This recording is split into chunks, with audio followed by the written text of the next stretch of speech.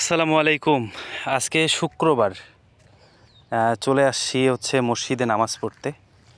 তো নামাজ পড়া শেষ, তো ভাবলাম আজকেও কিছু কথা এবং ছোট একটা ভিডিও আপনাদের সাথে শেয়ার করি।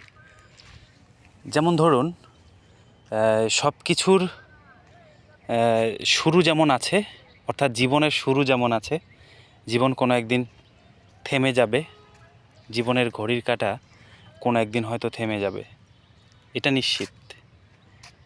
এই ছোট পার্থিব জীবনে কি করলেন, কতটুকু করলেন নিজের জন্য, যেটা আপনাকে আপনার পরবর্তী জীবনকালে সহায়তা করবে ভালো থাকতে?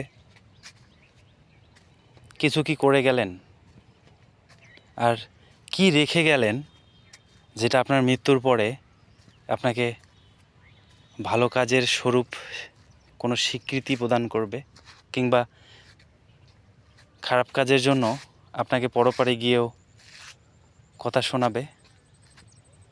অর্থাৎ আপনার প্রত্যেকটা পদচারণাই আপনাকে কোনো না কোনো কাজে এবং কোনো না কোনো ব্যাপারেই এপারে কিংবা ওপারে আপনাকে কথা শোনাবেই।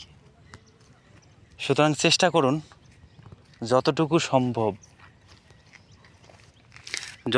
সম্ভব ভালো কাজ করার, যতটুকু সম্ভব ভালো কাজ করার।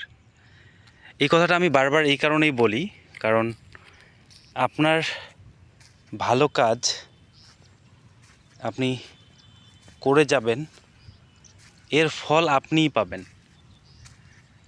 আর এই মাঝখান থেকে হয়তো আপনাকে কিছু সময় দিতে হবে, আর কিছু সময় আপনার নিজের জন্য ব্যয় করতে হবে। সব কিছুতেই আপনারই লাভ।